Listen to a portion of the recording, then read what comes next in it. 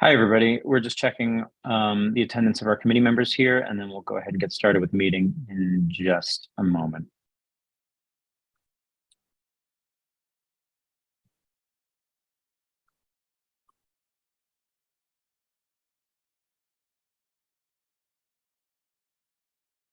You are at quorum, DJ.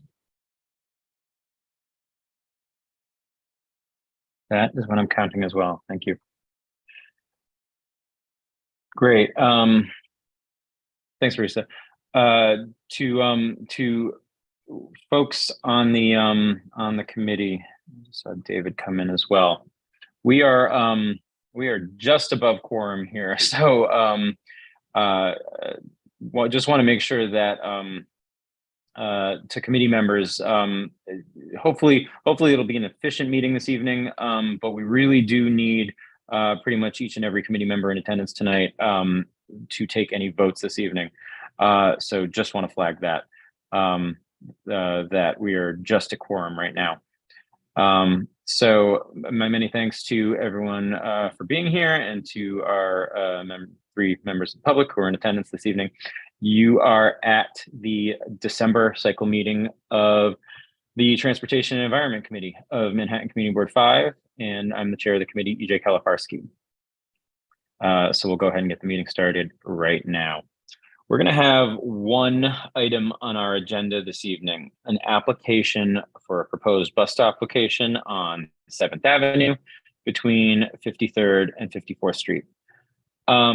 I do just want to clarify at the top of our agenda here tonight that for anyone who might have been in attendance tonight for another reason, there was a second item on the agenda on our CB5 website.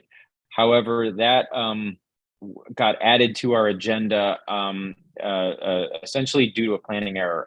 The application came in from the notification for the item came in from the city too late for us to do the usual posting for the community to let them know that we might be having that discussion and hearing that item this evening.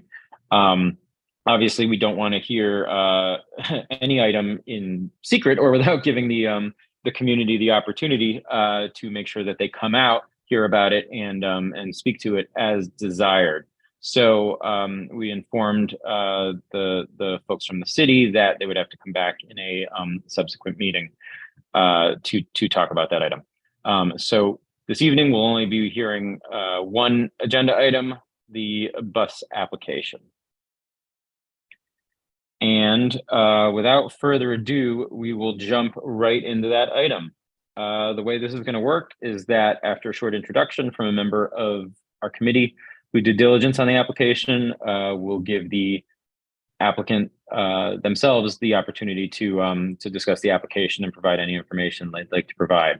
At that point, members of our committee will have the opportunity to ask questions about the application. There'll also be an opportunity for any members of the public who are in attendance tonight to either ask questions or make comments on the proposed location. Finally, we'll go into our committee's business session where we'll discuss what, if any, action we'd like to take on the application. So there will be an opportunity for anyone who wants to speak and ask any question. With that, we'll dive right into it. Janice on our committee looked into this application for us over the last week. And Janice, if you could you provide us with a little bit of context and introduction for what you learned about this application? Of course, thanks, DJ. So this is an application for Taxi Tours Inc. doing business as Big Bus Tours New York.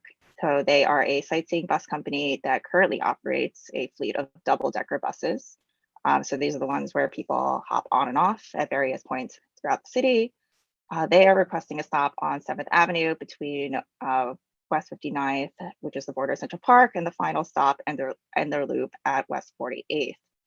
So the DOT has recommended the 53rd to 54th Street block, closer to the 53rd Street side on the west side of the avenue. The pickups, drop-offs will be from Monday through Sunday, 9:40 a.m. to 4:40 p.m. every 30 minutes. And the applicant also mentioned that because it is the penultimate stop, he does not believe there will be any pickups, just a few drop-offs by customer request. And that's, before they reach their last stop in Times Square. Just a little bit more about the area. 7th Avenue here has 3 southbound traffic lanes. The 4th lane on the west side is for bus use or parking, depending on the time of day and the block. And there's also parking and a bike lane on the east side. Basically, the blocks from West 49th to West 59th more or less alternate between having stops of city buses and private buses, except for any blocks where there's a hotel loading zone. The block in question between West 53rd and West 54th would be shared by another sightseeing bus, Gray Line New York Tours, which DOT has checked to ensure their schedules will not clash. And the corner in question, closest to West 53rd, features a wide sidewalk as well as a small public plaza with tables and chairs that basically fill out the negative space between the building and the sidewalk. So even though it's not necessarily wider than other points along this avenue, it does feel more open because the building doesn't come up to the sidewalk. So DOT picked this position just based on factors like the length of the bus stop, the width of the sidewalk, and the schedules of any other buses that would be stopping in that place. Great. Thank you for that context, Janice. Very thorough.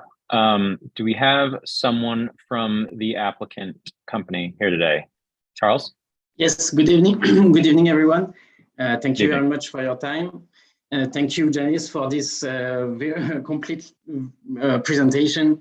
I had prepared a short PowerPoint myself. I don't know if anyone share their screen, or is it on me to do it? You are certainly able to share your screen via Zoom if you'd like to do that right now. Okay, thank you very much.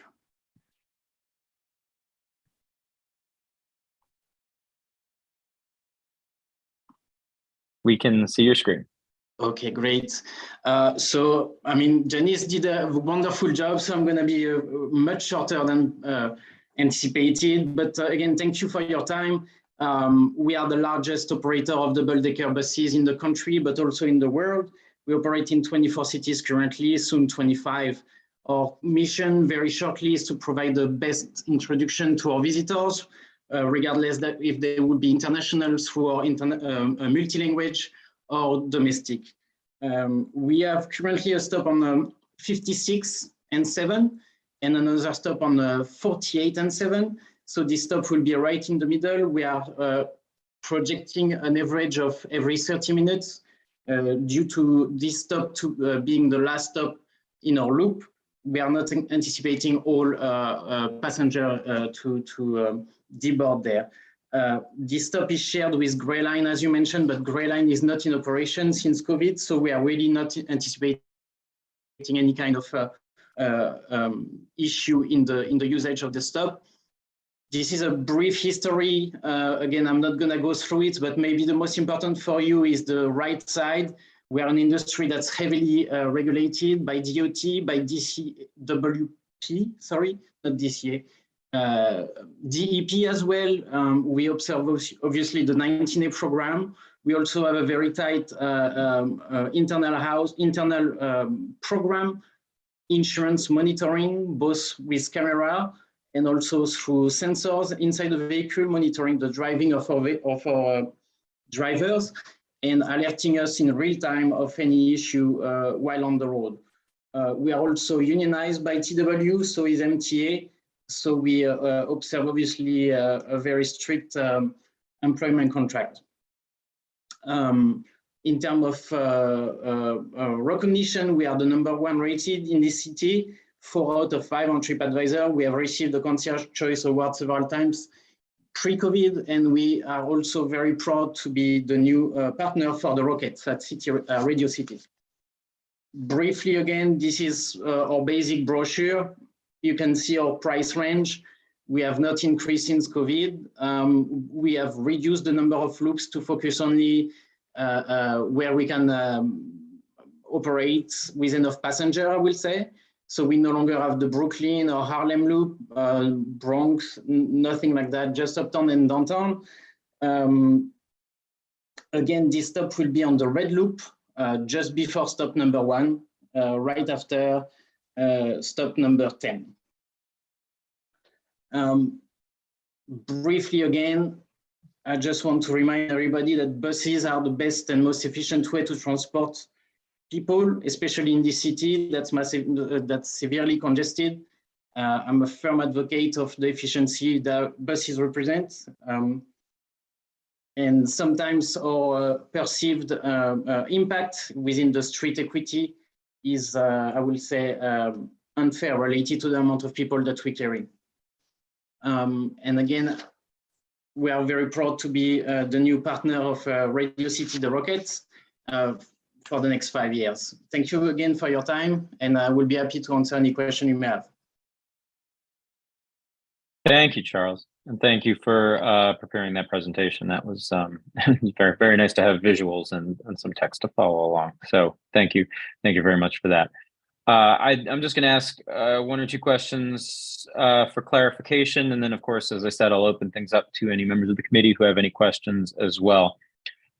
Based on the history that you provided, you said that this is a pre-existing location that was assigned to Gray Line, and that Gray Line has not been operating since COVID, and that Taxi Tours has acquired Gray Line since then. It's not an acquisition per se, it's an operating agreement. So we expect Gray Line to start operating one day, but within the time frame where the market is not strong enough for all operators. Our industry locally in New York consolidated, and some other industry did similar operating agreements. But yes, physically the buses branded Gray Line City Sightseeing are not in operation since COVID. So in terms of this location and, for example, the number of pickups and drop-offs that will be happening at this location, these are pickups and drop-offs that were conducted by Gray Line before COVID, have really not been happening by Gray Line at this location since then, and that you're looking to operate from, say, this point going forward. So you're looking to restore pickups and drop-offs at this location that were previously being operated by Gray Line, operated by yourselves instead. Correct. Okay. Thank you for that. Okay. Yep. Everything else from my perspective looks relatively straightforward. So at this point, I'll throw things open to any members of the committee. If you've got any questions for the applicant or as pertains to this application, please go ahead and raise your hand at this time. Obviously, from our committee's perspective, with appreciation for what you mentioned about buses being one of the more efficient ways to transport folks, we are always worried about congestion on the sidewalks and the number of vehicles that are stopping, idling, people standing around on the sidewalk. Obviously, sightseeing buses are different, for example, from, say, inner city buses that are picking up on the sidewalk, whereas we would much prefer them to be picking up, say, in a bus terminal. Sightseeing, jump on, jump off sightseeing buses need to pick up on the sidewalk. So it's a little bit of a different situation in that regard, but it's something that we're still, that we still like to scrutinize. Yeah, Maki. Thank you, EJ, and that's a great jumping off point. Just 2 questions, please, for the applicant. The first being related to the sidewalk congestion. Is there any lanes or blockages or stanchions that are being set up for guests so that the through traffic pedestrians on the sidewalk are able to get through? And also regarding the environment piece, will there be any buses or are there any buses that are being retrofitted for e-vehicles such as is being done in London? Thank you. Thank you very much. So for the first part of your question, in terms of the congestion on the sidewalk, we are not anticipating any congestion, and we are not anticipating any lines or any queue for boarding. It's the last stop before Times Square. It's the last stop before I mean, it's the stop before the last within the loop, where everybody will need to deboard anyway. So it's more a hop-off location. Now, I might be wrong, and there might be a group, there might be a special school group at any time. We have the ability to dispatch a supervisor from our office that's located on 7 and 48 at any time. If we were to bring manpower to control anything or to have a special event, we will absolutely jump on this right away. In terms of environment, so first of all, we in New York operate under the local law 41 of DEP, which prevents us from idling, and which, if we were to idle, will demand a retrofitted system inside our buses to capture any kind of particle that the engine will issue. So that's what is being kind of branded clean idling nowadays. This is what the city requires, and this is what we observe at the moment. We have a new deadline for electrification, probably by 2034, which still needs to be confirmed from the city, but that's what it looks like it's going to be the deadline. Big Bus, as the leader in its market, absolutely wants to take the opportunity to once again lead in the transformation of the industry.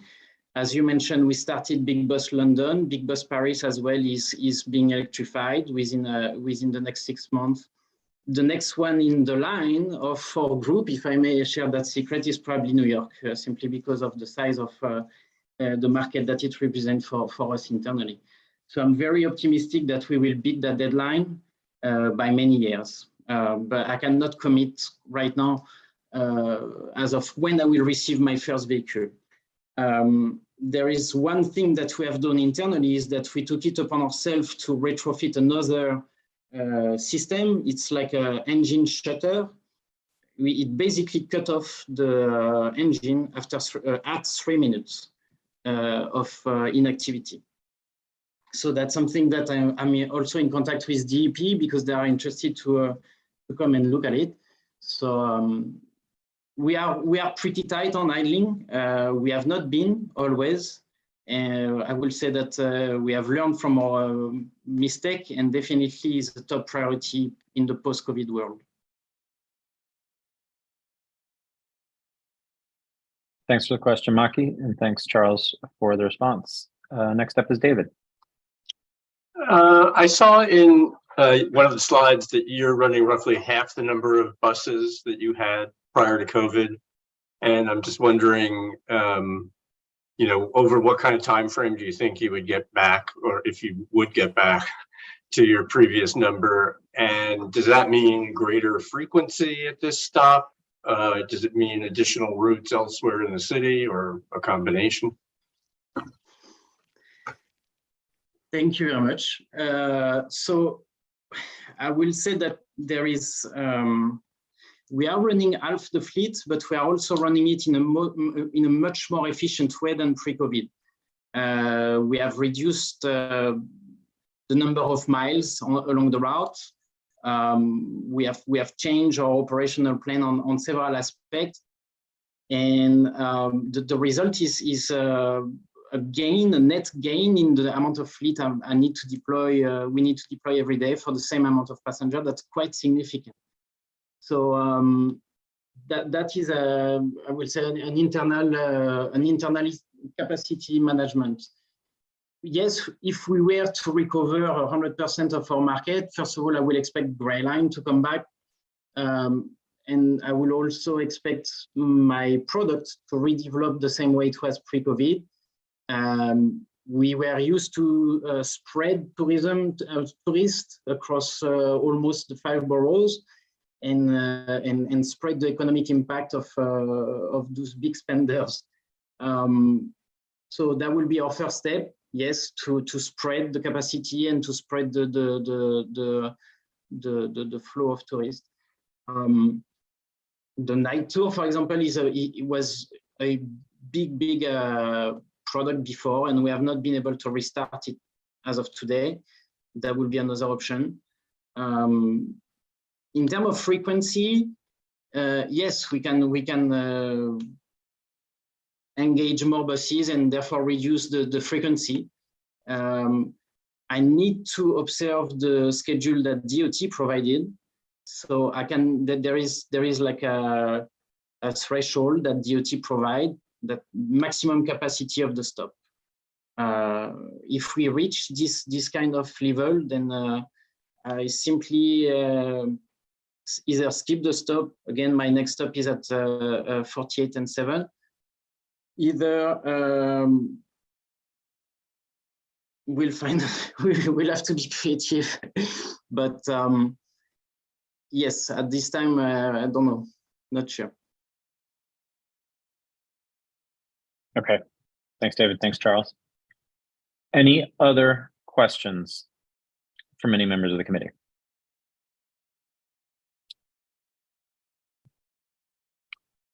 All right, not seeing any questions from members of the committee. At this point, we will turn to members of the public who are in attendance. If you have any questions or comments as pertain to this application, and if you're in attendance, please feel free to use the raise hand feature in Zoom now, so we can have a sense of how many comments we'll be getting total. As you make your question or comment, please give your name and whether you're a resident or an employee or otherwise what your affiliation is with the neighborhood or the area of the stop.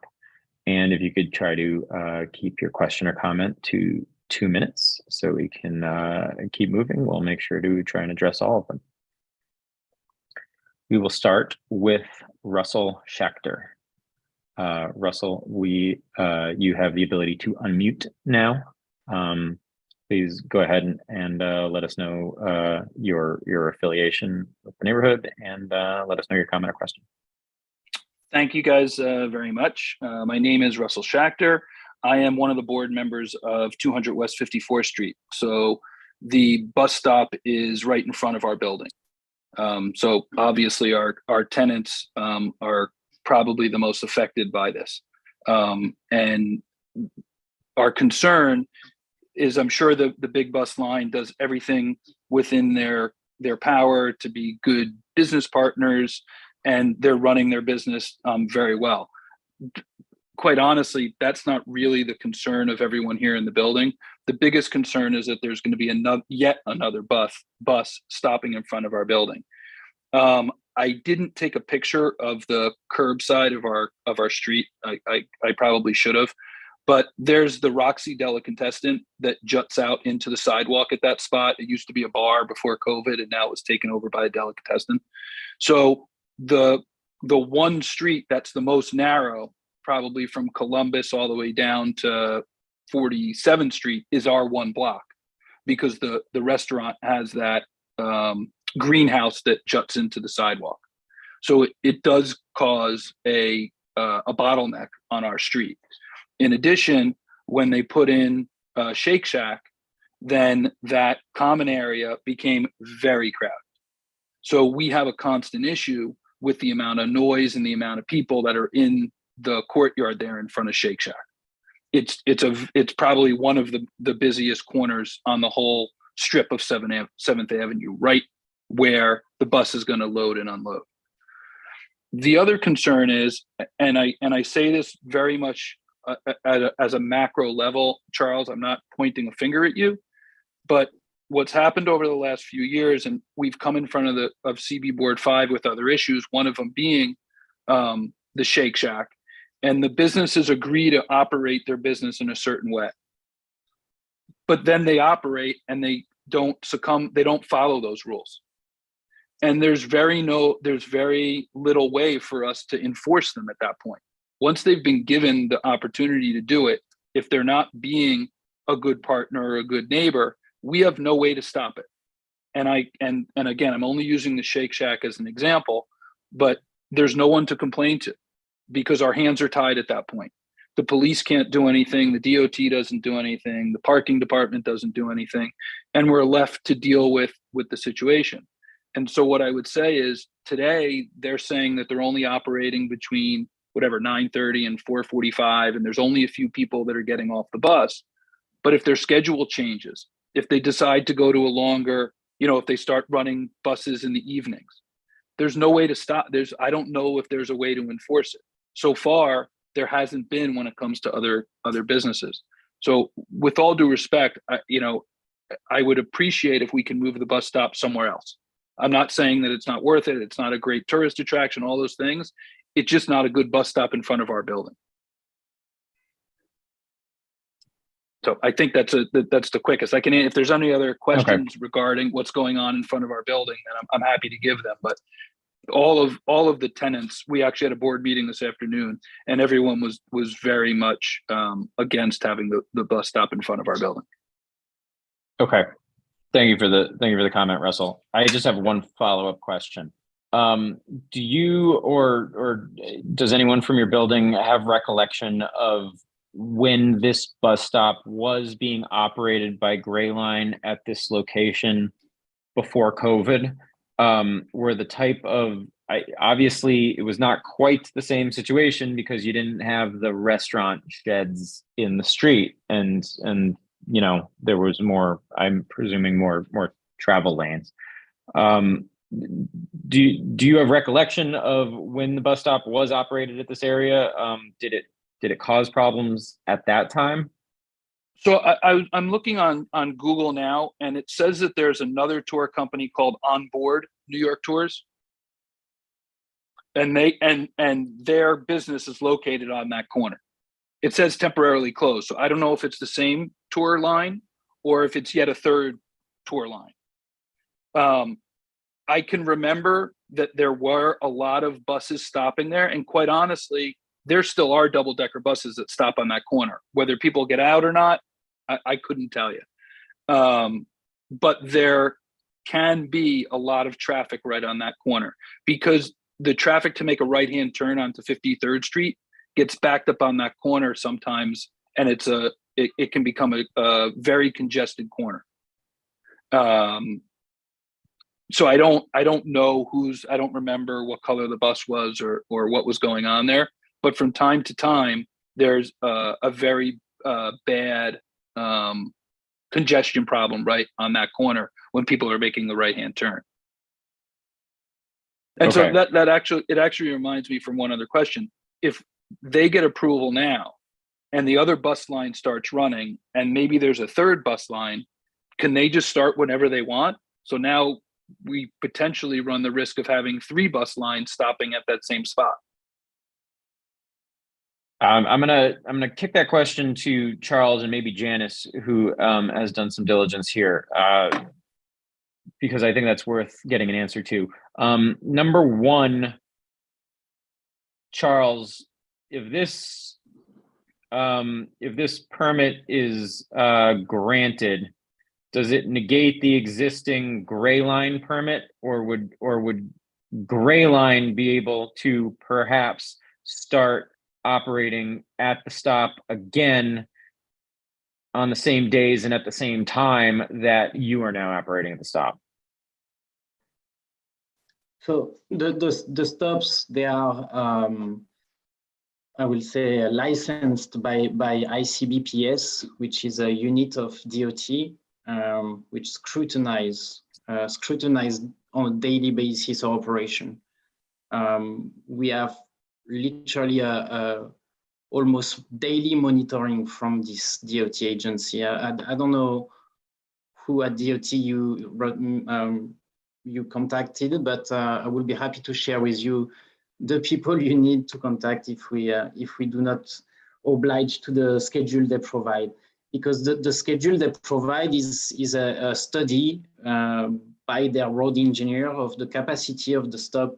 That's based on the environment, obviously, the parking, the bicycle lane, the next available right turn, the peak hours and off hours traffic. So when DOT issue a half an hour frequency schedule, like they are proposing for this particular stop, it's in consideration of the current stop license holder, in that case, Gray Line schedule. Gray Line has a schedule that, again, they have not been operating, but in DOT study will not be in conflict with the schedule they are issuing now for the second operator. Yep, and we get that answer from DOT quite frequently, that that they are taking a lot of those different factors into consideration. Unfortunately, we asked DOT this week for specifics instead of broad guidelines. We consider all different factors. We asked them for specifics about why they chose this block, and DOT's spokesperson was not able to provide that. And DOT's spokesperson did not attend this meeting tonight, so we can't ask her this evening. So unfortunately, we don't have detail from DOT about why this block is, say, better than other blocks, or how they assessed multiple permits operating on the block at the same time. I guess my question to you, simply because you say that there is an operating agreement with Gray Line right now, my question to you is, will Gray Line's operating permit still be valid? Can Gray Line begin to operate whenever they want? No, they will need to, I mean, this is confidential, but they will need to give Big Bus a big amount of time prior to operate. And they will need to resume their license with DOT and with DCWP. So their license are still in the background, I will say, sleeping, because both agencies are aware that Gray Line is not operating.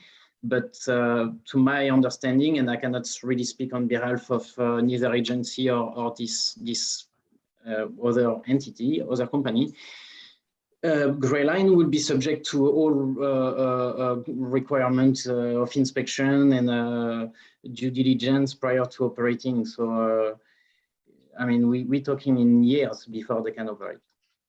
Do you know if Gray Line would have to go back through the permit process to get a permit for this location again? Like, would Gray Line be coming to us under the same process that you are today if they ever decided to start operating at this location again? Quite honestly, I don't believe so. Okay. Until the ICBPS permit from DOT is valid, which again is all DOT stops are expiring in March of each year. So each year we need to reapply. Each year we need to go through the entire due diligence again. Each year DOT has the opportunity to cancel the stop or to stop the applicant from having their name on the stop. So there is every year there is a reassessment process of the stop and the operator. Unfortunately, DOT does not come back before the community board each year. After a location gets selected, the community is sort of not in the process anymore, and that's just what I'm trying to determine if Gray Line would ever be coming before us, the community, once again before we're starting to operate. So I understand everything you're saying about DOT, but our role in the process here is essentially to provide oversight and a second set of eyes on the determinations that DOT is making and the selection of the stop. So that's why I'm trying to determine whether Gray Line would ever be coming before this meeting, before us as a community. Again, it sounds like, from what Charles is saying, it would be a lengthy and difficult process for Gray Line to begin operating again, but not impossible. And we are not sure whether Gray Line would need to come before us again via DOT to get a new permit to operate at the block. My other follow-up question here is, I think, for Janice. Janice, in your diligence, did you learn anything about onboard New York tours or any other 4 stops that are currently permitted or operating on the block? So the only other major sightseeing bus company that I saw in operation was Top View, which I do believe shares some stops with Big Bus Tours. The gray line is on the sign that for this block, but I didn't see any of their buses because apparently they aren't running right now. But other than that, I think in terms of private buses, there's a sign for Hampton Jitney, which I also did not see at this location when I visited at 9 and 1 and 4. So I don't know if it's just the time of year, but it does seem to be mostly Big Bus and Top View in terms of sightseeing buses. Okay, thanks, Janice.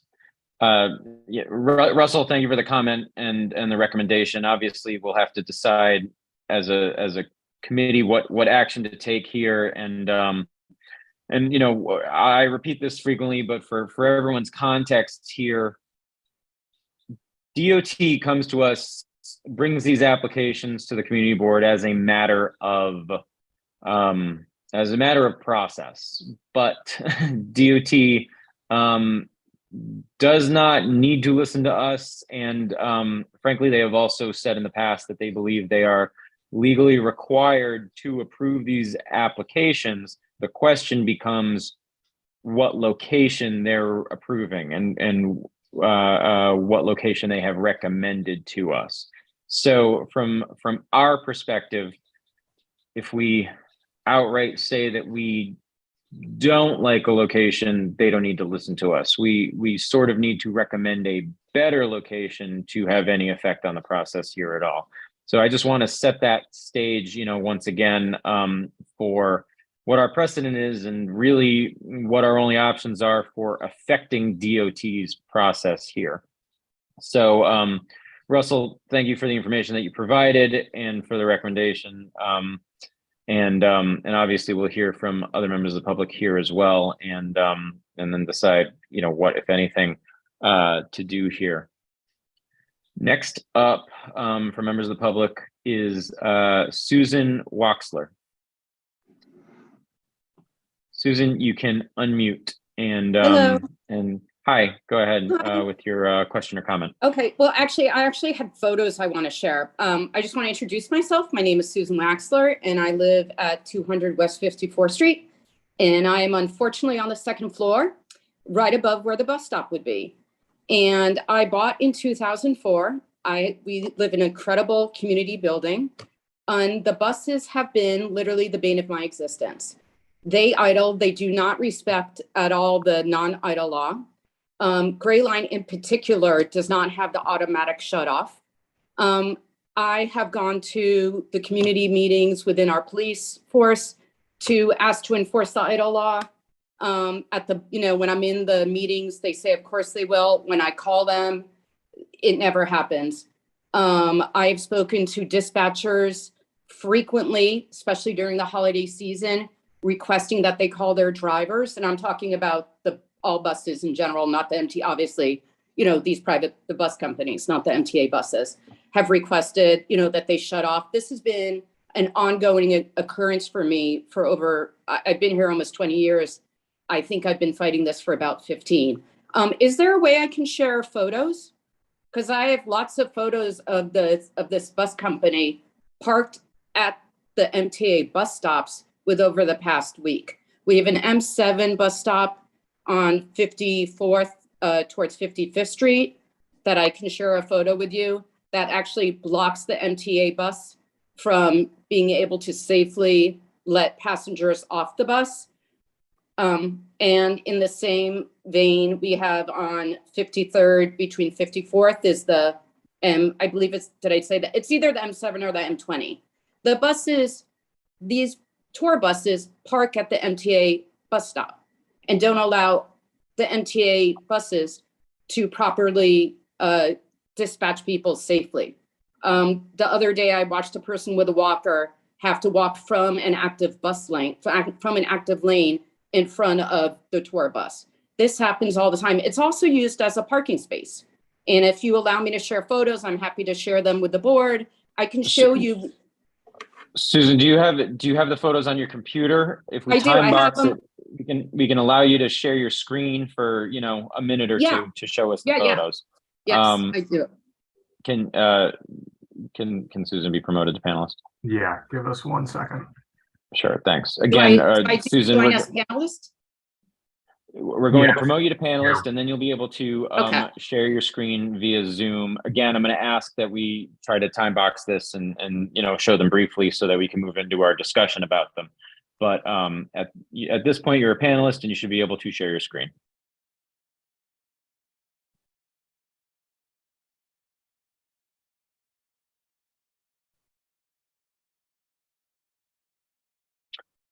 Susan, you're currently on mute. So I'm not sure if you are attempting to share your screen with us. Sorry, guys. Can you hear me now? I can hear you. Are Okay. you trying to share your screen? I am. Let's see. It's the photos haven't come up. It's these photos, but it's not showing my photos. It's not showing anything. It's blank. Yeah, I mean, unfortunately, we're not seeing your screen share at all. Zoom does not. So can we try it again? Or can I? If Let you me can try use one the more. screen, if you can use the share screen feature at the bottom of Zoom, it should let you share with everybody who's on right now. But right now, Zoom does not even see you trying to share your screen. Okay. I'm sorry. I've selected share content, but it's not. It says, instead of photos, should I select screen? Is that?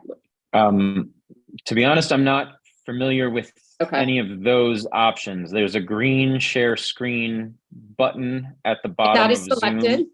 Yeah, Okay, it's on the top of mine. It is selected, got it. but it did not share my Okay. content. All right. It was worth a shot. It was worth a shot. If you email your photos to our Yeah. board office, we Okay. can make sure that they get distributed to all the members of the committee. Okay. The email address is office@cb5.org. But in the meantime, right now, yeah, if you could just finish up, I guess, briefly summarizing what those photos describe. Of parked buses, of these buses just parked. I mean, I did notate that one of the buses was parked at 8:41 in the morning, but they're not supposed to be operational until 9:30. So, and these buses have what branding on the side? they're the big bus. Okay. They're the big bus. All right. All the big bus. Yep. And I mean, I have photos when you see of like 2 buses just parked right outside our building. And what they do is they hold the space until the next bus comes. And they do idle, and they do not respect, the fact that I will go down and ask them to please stop idling. And they will say, well, we're going to have people boarding. But I will say, but they're not boarding now. I've implored the police officers in our neighborhood to ticket them, and they just don't want to do it. I've tried myself to do the 311 of, videotaping them and, sending it in and trying to get them ticketed. All of mine have been rejected, but I have no idea why rejected. I've said I've gone to Detective Dugan at my local precinct, he's been the most hopeful, but he is aware that his officers, for whatever reason, they do not enforce this. And lastly, I guess what I'm very concerned with is we live in a residential building. A block away is a business office. Why would all quality of life, when they're also, between 53rd and 52nd is a huge area where the left sign is. Our sidewalk, if we have these buses here, we will not be able to get access to our sidewalk. We will be walking in the street. So between the buses that are already here taking over the M7 and the the 104 and the 20, now we're going to add another layer of congestion and danger into this neighborhood. And I just think our quality of life is just going to be chipped away. And once Gray Line comes in, Gray Line is, like I said, they do not have the automatic shut off. I have called Gray Line before COVID on probably 50 occasions, asking the dispatcher to ask their drivers to please turn off their buses. I've also gotten into numerous arguments with bus drivers that they just refuse. They don't they just do not respect the fact that there's an idle law in New York City. And I would just implore the board that they find a safer location that isn't a more, not a resident right in front of a residential building that does not impact our quality of life to the fact that I think this will take us to a place where we will not be able to come back from. I think we would become 42nd Street. Okay. Thank you, Susan, for You're all welcome. that information and for the comment and for the photos that you're going to send. That will be helpful evidence as well. Thank you. Okay. Not seeing any other comments from any other attendees.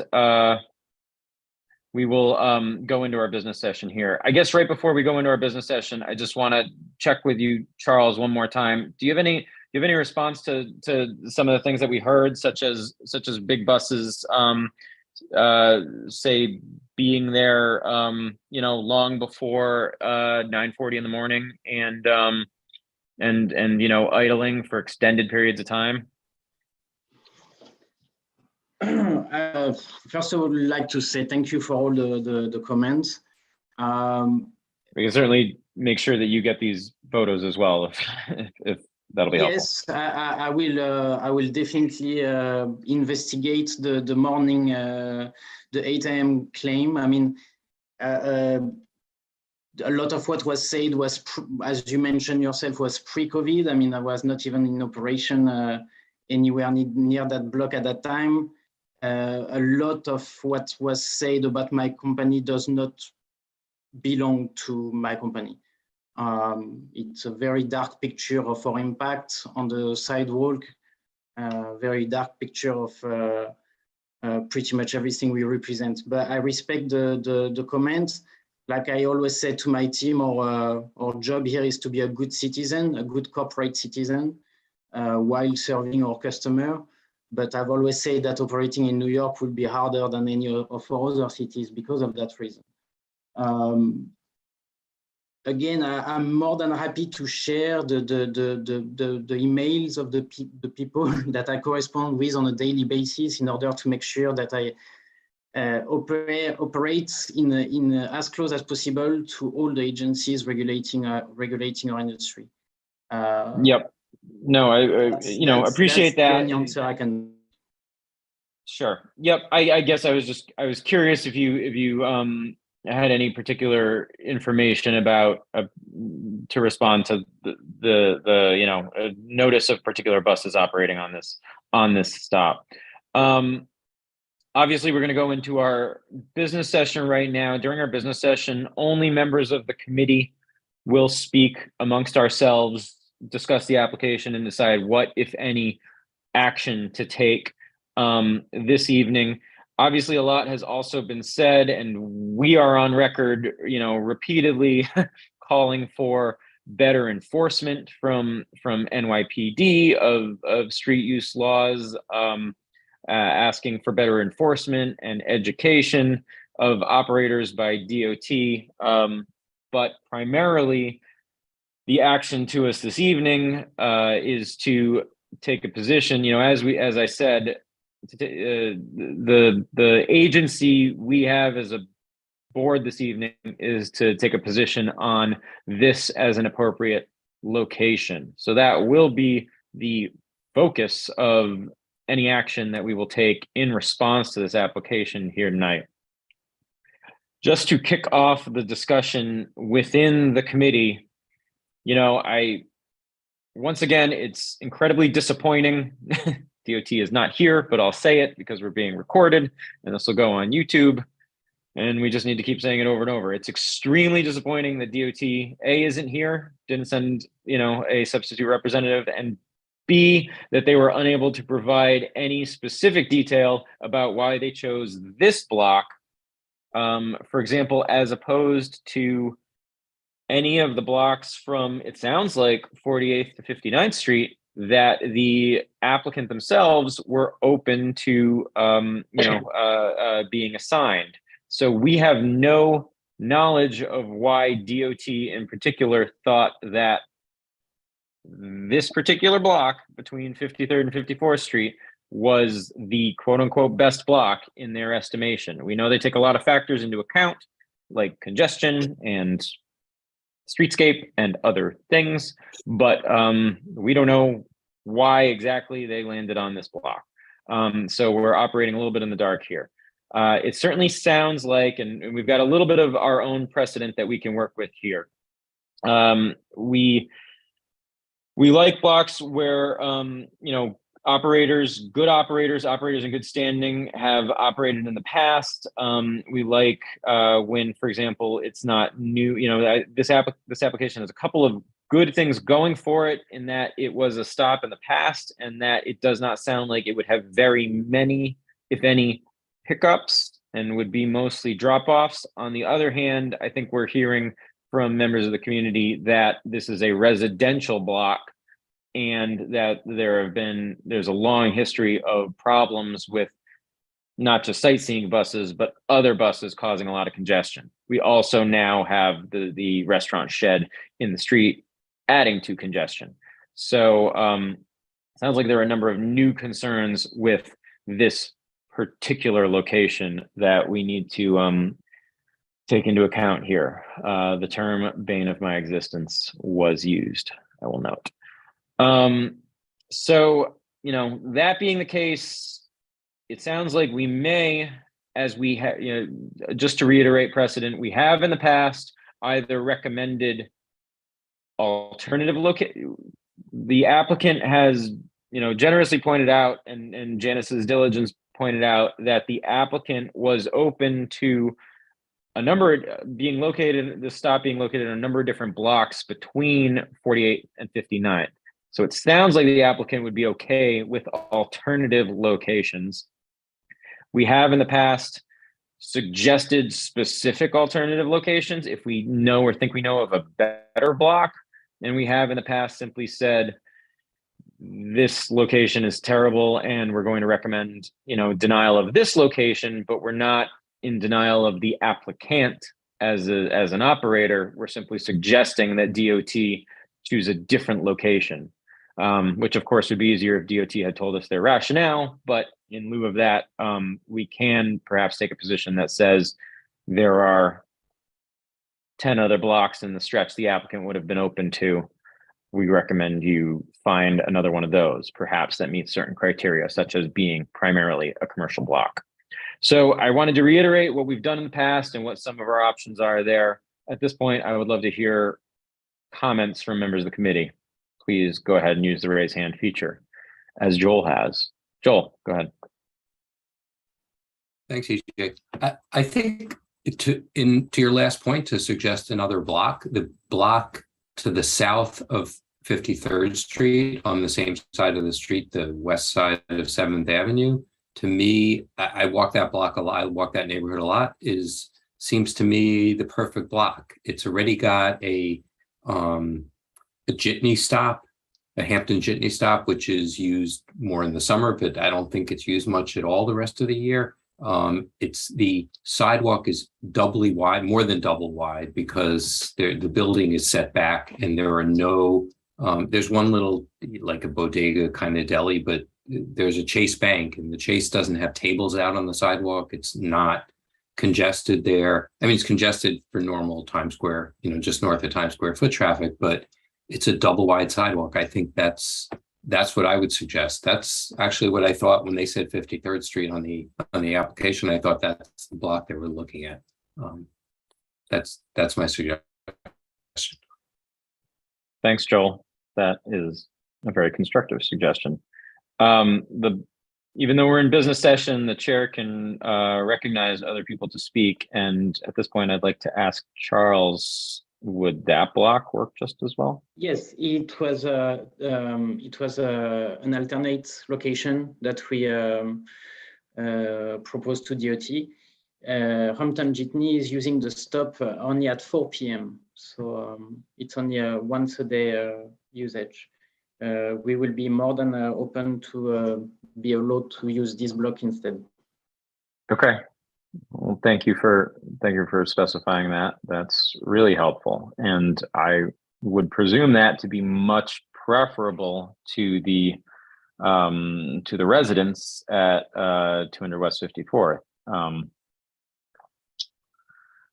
Seems like a very reasonable alternative. Again, we have no idea why DOT didn't go with that block in the first place. Any other comments from any members of the committee?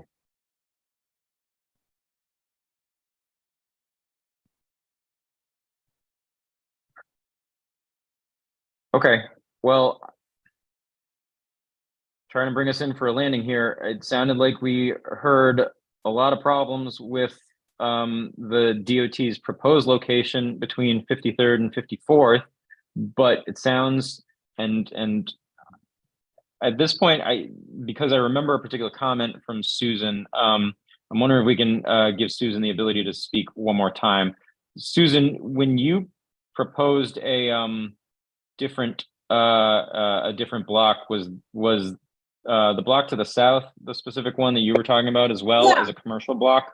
Yeah, as a commercial block, it's where the love statue is. It's a huge block. We've, as Russell said, we've had a lot of influx of people just hanging out, and it's attracting a certain, people are just sometimes living there right outside the Shake Shack.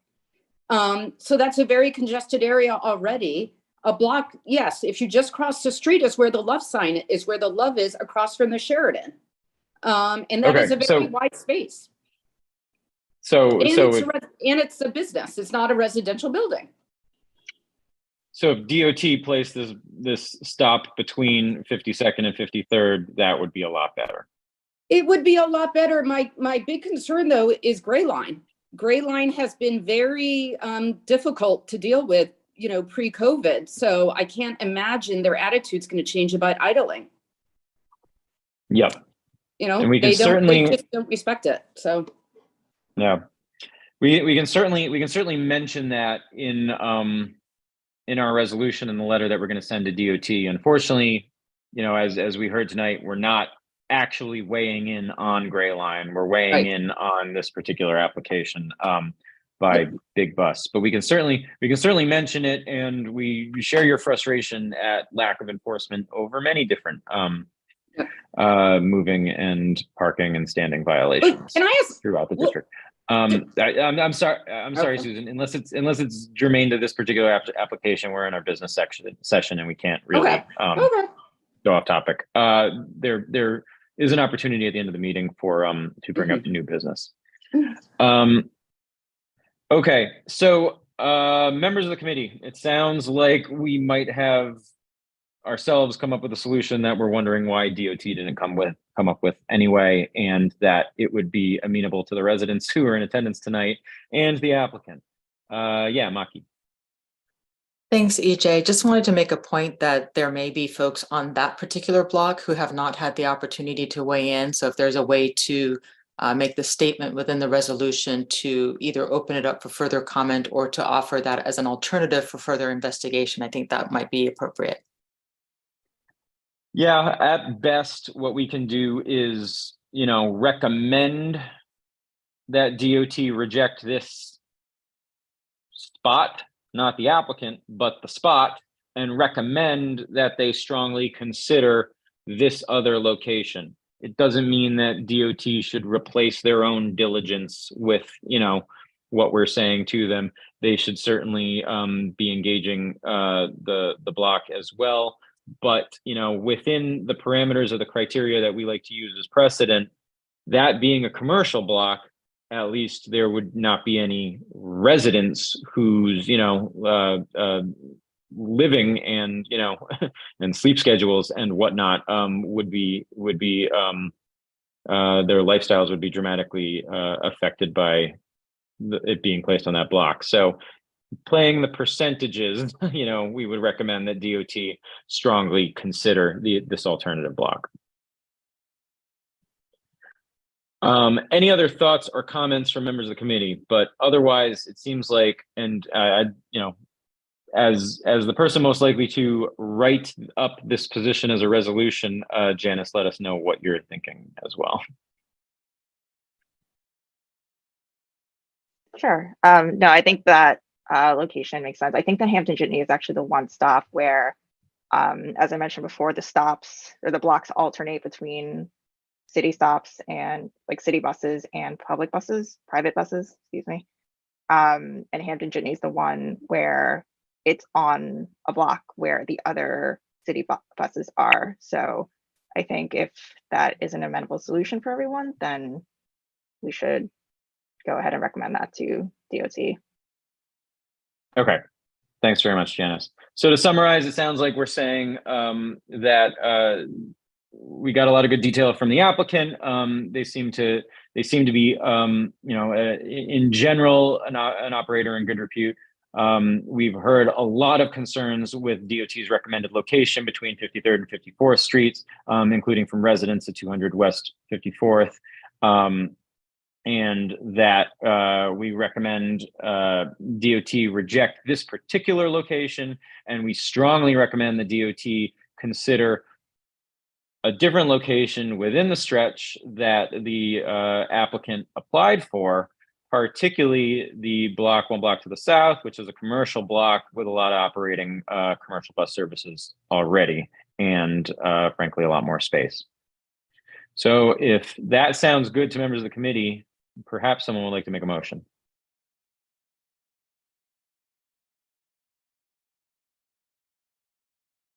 Perhaps someone would like to make a motion. Yeah, Joel. I move to suggest that we deny this location and suggest to DOT to use the 53rd south of 53rd Street location. Thank you for the motion. Do we have a second? Second. Thank you. We have a motion and a second, and we'll go ahead and take a vote on the position as stated. We'll start with John. Yay. Thank you. Maki. Yes. David. Yes. BJ. Yes. Pete. Yes. Janice. Yes. George. Yes. Joel. Yes. And I'm a yes. So that passes. Want to thank the residents who came out to speak and provide that very helpful information to us this evening. And Charles, thank you for all the information that you provided about the company and the application, and for working with us as we arrived at an alternative here. Obviously, our committee vote today will next go to before the full board of Community Board 5 in about 2 weeks' time.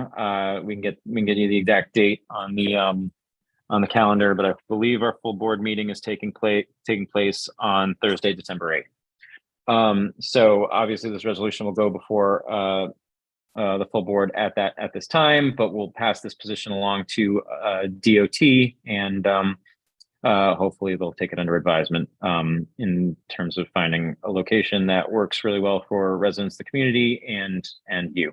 So once again, thanks for being here this evening and working with us. Thank you all for your time. Okay, thanks very much. Once again, thanks to the members of the public who spoke on that application as well. That concludes our agenda for the evening. Before we wrap up for the evening, I will ask if anyone has any new business that they would like to raise.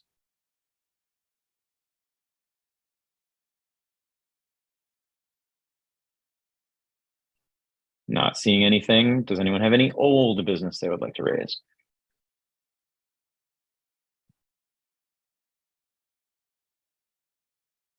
Okay, not seeing any hands on Zoom. That will bring this committee meeting to a close.